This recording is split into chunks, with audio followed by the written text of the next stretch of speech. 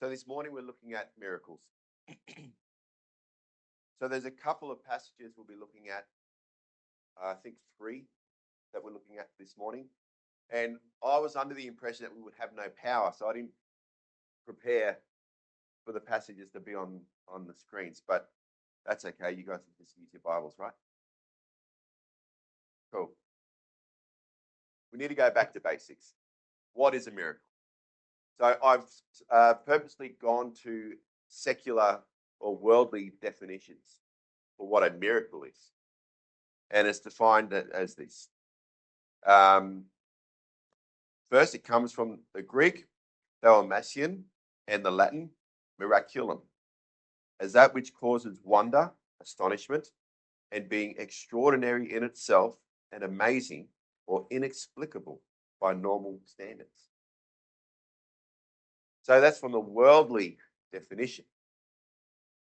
When we look at the miracles of the Bible, the miracles that Jesus did, the miracles that we see in the Old Testament even, do we think that they're extraordinarily inexplicable instances or circumstances? Can we explain them through no other means than through divine intervention? A lot of healings that we see in the Bible, a lot of those miracles that occurred where people were raised from the dead, sure, divine intervention. There's no other way to explain it. You have the woman that was hemorrhaging for 12 years and touched the hem of Jesus' cloak. Sure, divine intervention. What about the other miracles that we don't really, not necessarily see as miracles? The miracle that the disciples can get from one place to another without being mobbed or raided or chased down, hurt, even killed for following this one bloke around. There are a lot of people that didn't like the disciples, but a lot of people that didn't like Jesus. I see it as a miracle that when Jesus spoke, people listened.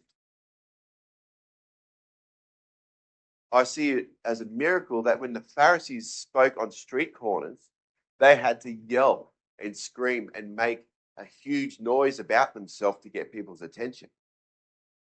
He is Jesus. And he's speaking to you just as I am speaking to you. And people listen. You can say it's a coincidence, or you can say, well, the Pharisees, they had it coming because, well, they got it wrong, really, didn't they? But they would follow, all they were doing was following the law that they understood it to be, just as we're following Jesus' law as we understand it to be. So the point is, there's a lot of miracles that happen throughout the Bible that cannot be explained away other than divine intervention. But there's also a lot of miracles that occurred because Christ, God himself, was using people in those spaces to show a miraculous instance to others.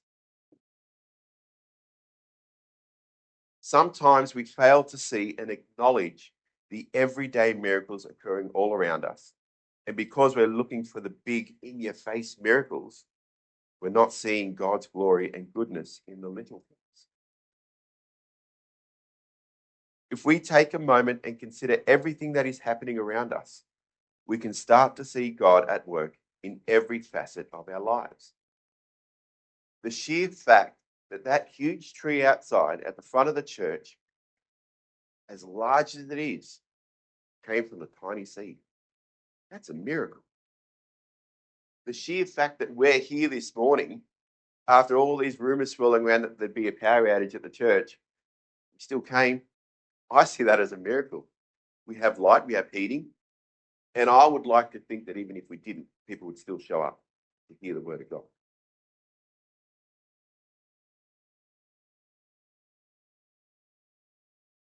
The sheer fact that our bodies are so intricately complex that the majority of it works without our having to think about it.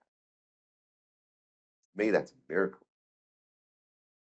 Or that the very earth that we live on is positioned at the exact distance from the sun so that life can not only exist, but flourish. It all points to a miracle working God. Sometimes when we're driving around and we're in a rush, so you start to push the speed limit because you're trying to get somewhere quicker than you really need to, but you're going to be late somewhere, so you start to push that speed limit. And then you get stuck behind a cattle truck or a slow driver or a caravan, and it slows you down just at that right moment as you go past the camera car. Divine intervention, coincidence? No. Or you're in a rush to get somewhere, something happens which causes you to slow down, and you narrowly miss a traffic incident. That's happened to me plenty of times. I'm not proud of it, but it does happen. God intervenes in ways that we don't expect. I remember when most of you would know, when I had that accident just down the road here. The fact that I'm standing here is a miracle. By right, I shouldn't be. God gives us miracles. He uses us for miracles.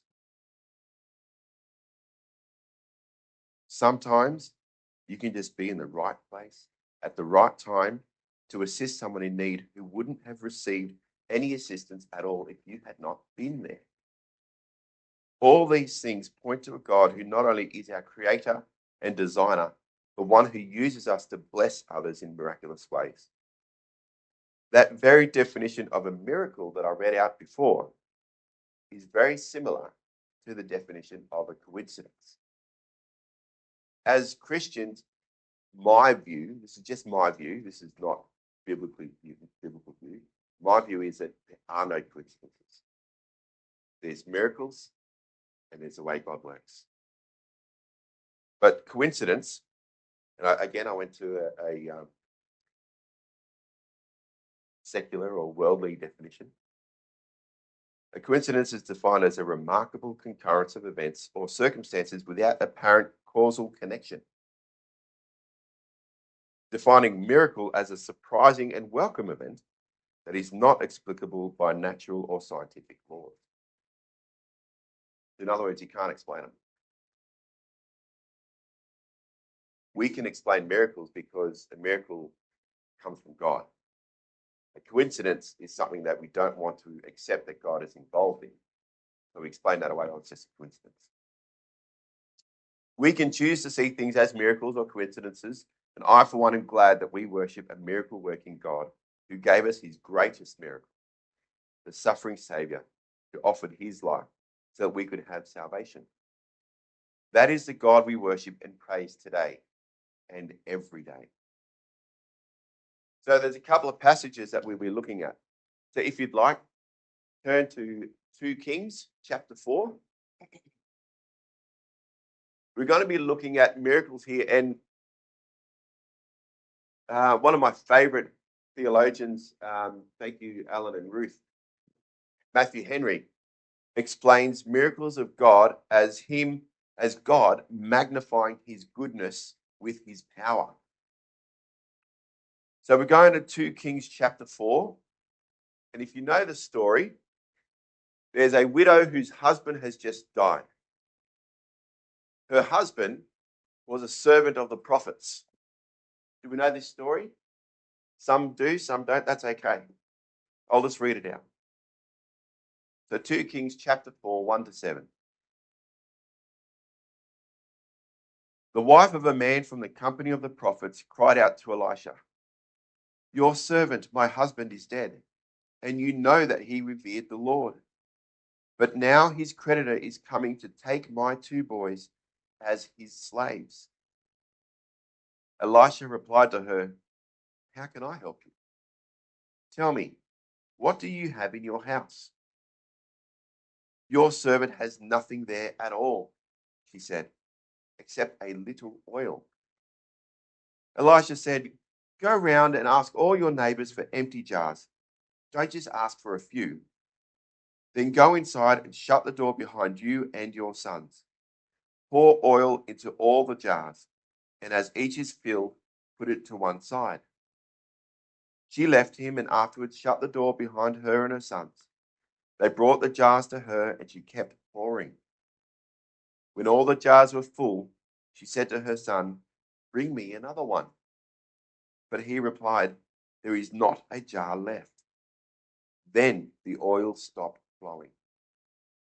She went and told the man of God, and he said, "Go sell the oil and pay your debts. You and your sons can live on what is left." So we see here the story of the flowing oil, and Jazz reminded me this morning that that's a celebration that the Jews hold as well, the flowing oil, and I think it's a beautiful symbolic event that the widow says she has a little oil, but this oil seemed to flow and fill up jars. It doesn't say how many jars, but it does say that it just flowed with filling up the jars, and until all the jars were full, then the oil stopped flowing. It goes to show God's provision. He provides until the point when we don't need that particular provision anymore, or until we are satisfied. And that'll come out in the next passage. But the widow's husband, we are told, was a servant of the prophets. Some of your translations may say that he was a son of a prophet. That just simply means that he was a student studying under a prophet. So not necessarily a prophet's son, biological son. The passage tells us that he died poor, so poor that he had people that he owed debts to. Debts so high that they were coming to collect his sons to be their slaves so the debt could be wiped. But he was also a man who revered God. He was a God-fearing man. So it's not to say that he lived a frivolous life. It doesn't say why he was poor. It doesn't say that he was unwise with his money. So what happened that caused this God-fearing student under a prophet to die owing so much debt? That those who he owed debts to were coming to claim his two sons as slaves.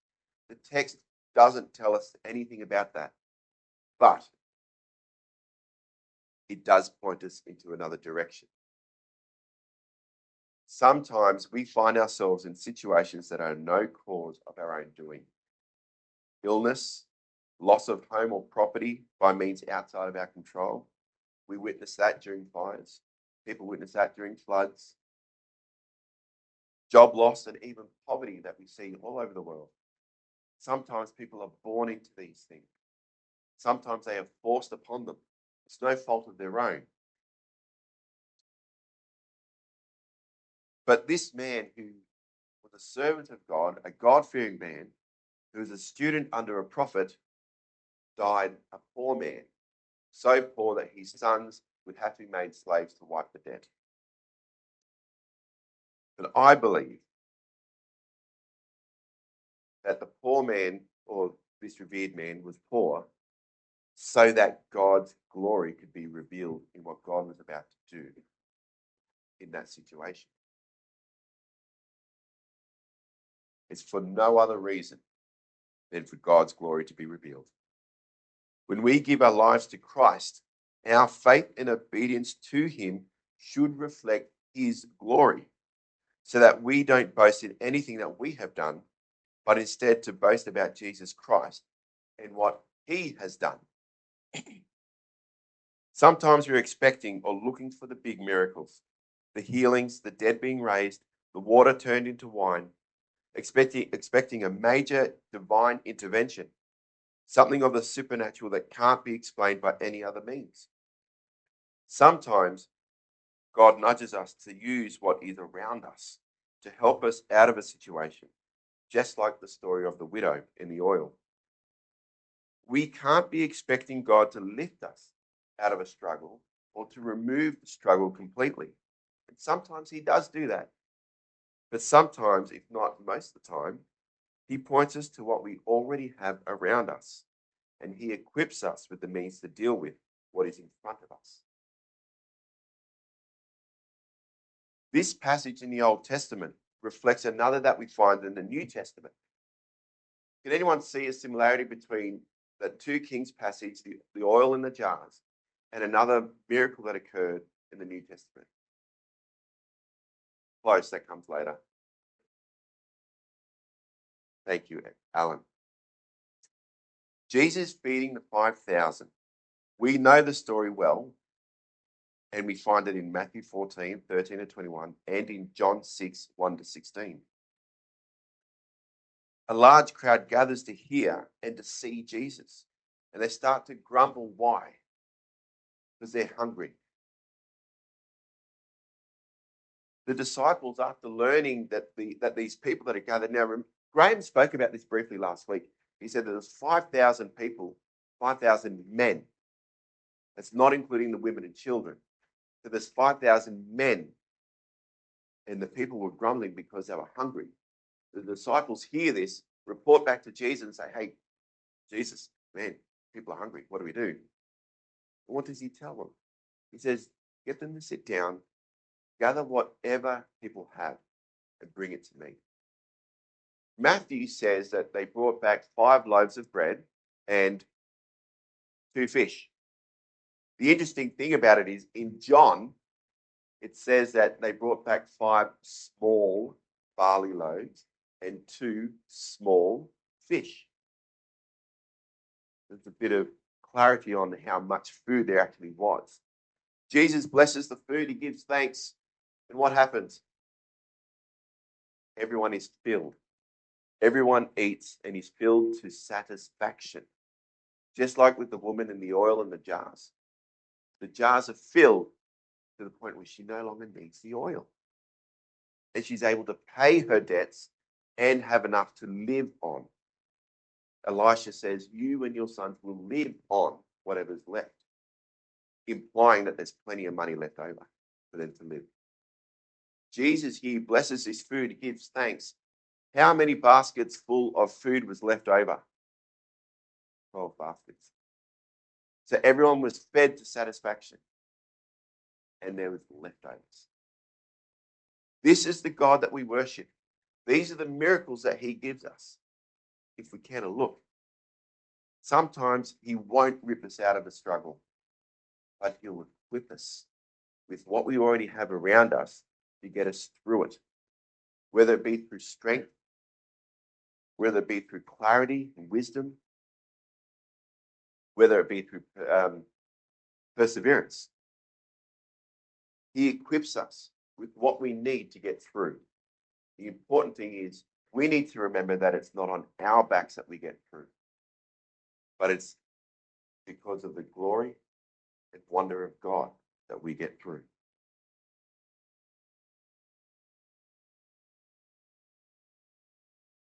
Just like in the passage with the widow and the oil, God uses what the people had with them.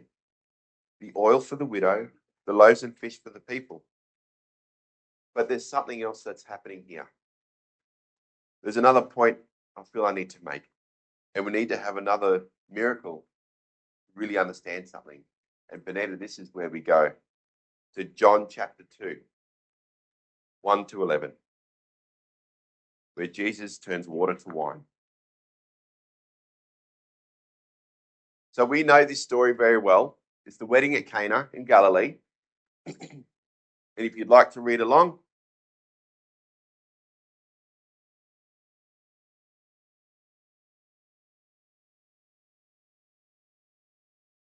okay. On the 3rd day, a wedding took place at Cana in Galilee. Jesus' mother was there, and Jesus and his disciples had also been invited to the wedding. When the wine was gone, Jesus' mother said to him, "They have no more wine." Dear woman, why do you involve me? I love that line. Dear woman, why do you involve me? Jesus replied. My time has not yet come. His mother said to the servants, it's almost like she just completely ignored him. But whatever, mate, it's happening. I'm your mother, you do as you're told. His mother said to the servants, do whatever he tells you. Nearby stood 6 stone water jars, the kind used by the Jews for ceremonial washing, each holding from 20 to 30 gallons. Jesus said to the servants, fill the jars with water. So they filled them to the brim. Then he told them, Now draw some out and take it to the master of the banquet." They did so, and the master of the banquet tasted the water that had been turned into wine. He did not realize where it had come from, though the servants who had drawn the water knew. Then he called the bridegroom aside and said, "Everyone brings out the choice wine first, and then the cheaper wine after the guests have had too much to drink. But you have saved the best till now." This, the first of his miraculous signs, Jesus performed at Cana in Galilee. He thus revealed his glory, and his disciples put their faith in him. Again, we go back to that point. The widow had the oil and the jars she could get. The 5,000 or the multitudes had loaves and fish. The banquet had jars and water. The miracles are that Jesus uses what's in our lives to bless us. And that's the miracle, because we become part of the miracle that Jesus is doing. And what I really like about these passages is the similarities between them. Just like Elisha saying to the widow, "How can I help you? What do you want from me?" But then he proceeded to instruct her on what to do. Jesus responds to his mother, "Why do you involve me? What do you want me to do?" But proceeds to instruct the servants on what to do. The point in this passage that we find is in verse 11 of the water turned to wine. He thus revealed his glory. No matter what miracles we see or what miracles that are happening around us, I go back to that point. It's not us that do it. We have to acknowledge God's glory in everything we see. The tree at the front that grew so large as it is from a tiny seed, that reveals God's glory. The fact that our very makeup here, our design is so intricate. I don't tell my brain how to function. Sometimes it doesn't. But there's so much in our bodies that works without our say so. And that points to God's glory. There's so much that happens in our lives that sometimes we just either overlook it because we don't see it as a miracle where we should, or sometimes we look at it and go, "I did that." No, I didn't. Because that's glorifying myself. We need to be glorifying God in all facets of our life. You are part of the miracle.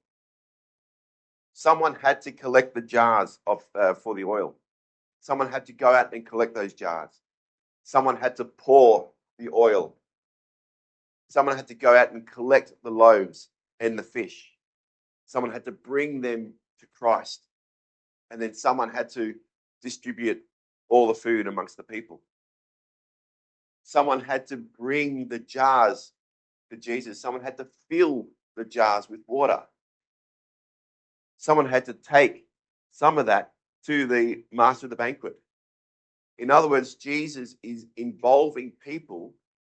God is involving people in the miracles.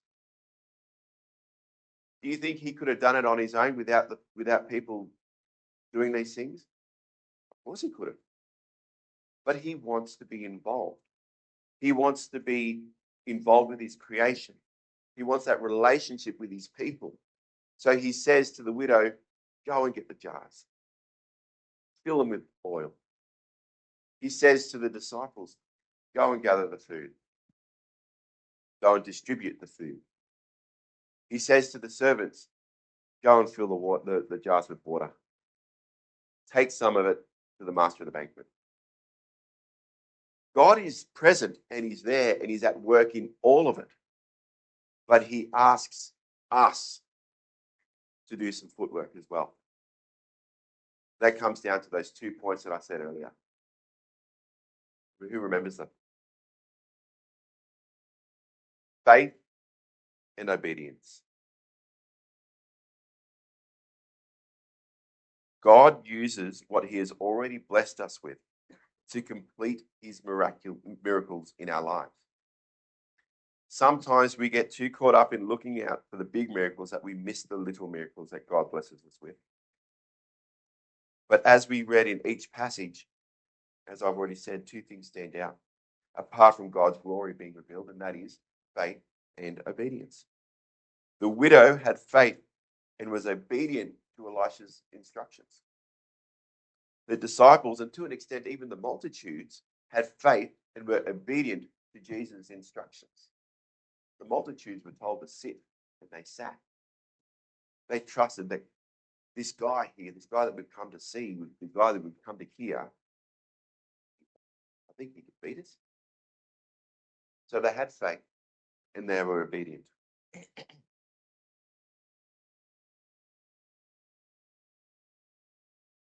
Jesus' instructions to the servants, they showed faith and obedience. How do we know this? Because they didn't question. They did as they were instructed. There's another portion of this. When we are called, we're called to action.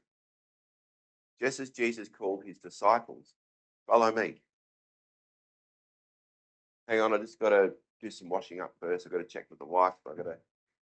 Actually, one of them wanted me to bury my father, wasn't it? What does Jesus say? The dead, let the dead bury the dead. When you are called, or when Jesus called the disciples, the action was immediate. The response was immediate. The same here, when you have faith and obedience, and it's giving God glory, he works miracles in your life. Obedience to do what he has asked you to do. Go out and do it. Through our faith and obedience, God's glory will shine, and you will see his miracle working power. Even if the miracle you're looking for isn't what you expected, our expectation should never overshadow God's glory. Can I say that again? Our expectations of God should never overshadow his glory. Because his love for you was and is so great that those who call upon his name, confess with your lips that Jesus is Lord, believe in your heart that God raised him from the dead, you will be saved. That in itself should be the only miracle that matters. And I'm going back to, where is he? He's gone.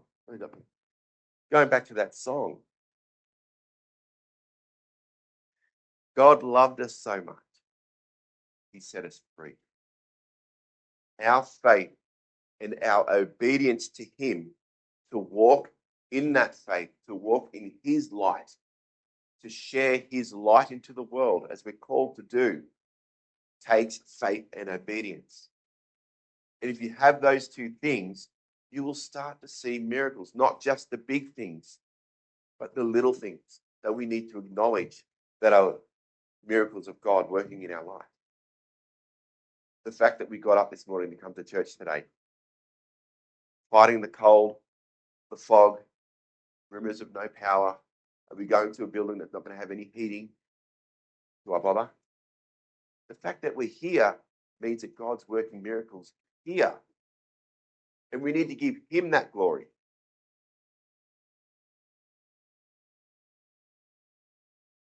I shared earlier this morning about what our youth are doing over the next few months for the evening services. And I just want to quickly touch on this.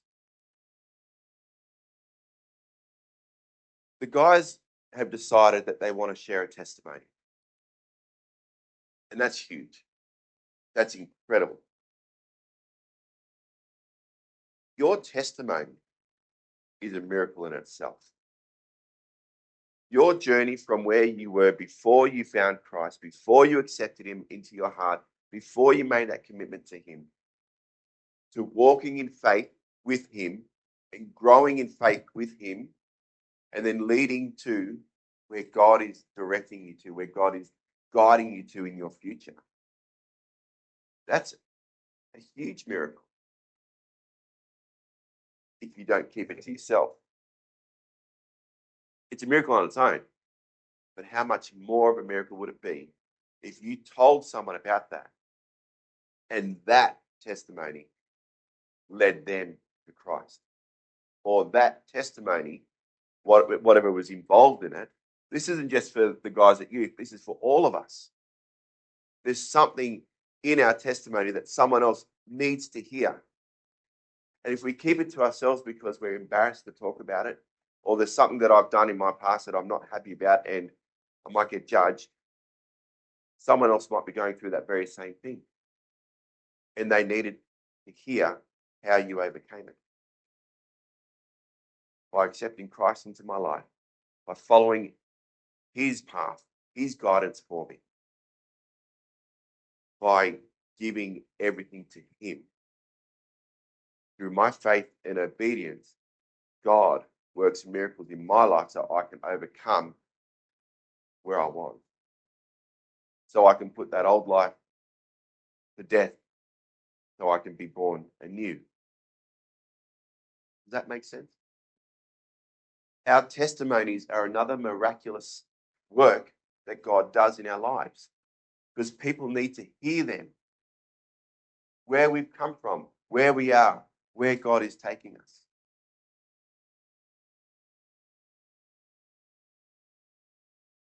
Our testimony reflects God's glory. Because for some of us, he's brought us out of some very deep, dark places. And that reflects his glory and what he's doing in our lives. So when we share our testimony, we're not glorifying the struggle. We're glorifying God in our testimony. It's about giving him the acknowledgement, the glory of working his miracles in our lives. What we should be doing is boasting about Christ and what he's done for us.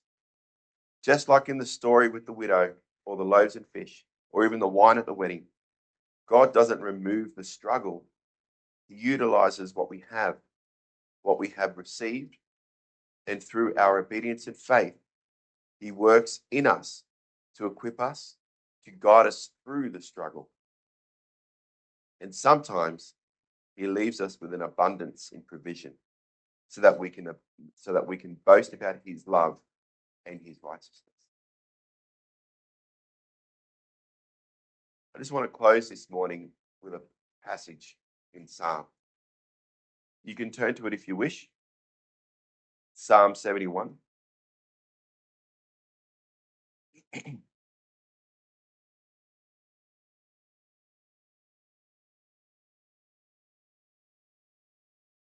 And as I was preparing for this message this morning, I came across this psalm. It wraps it all up so neatly.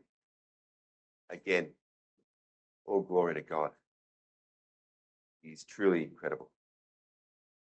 Psalm 71, and we'll finish it with this. Verse 14 to 16. But as for me, I shall always have hope. I will praise you more and more. My mouth will tell of your righteousness, of your salvation all day long, though I know not its measure. I will come and proclaim your mighty acts, O sovereign Lord. I will proclaim your righteousness, yours alone.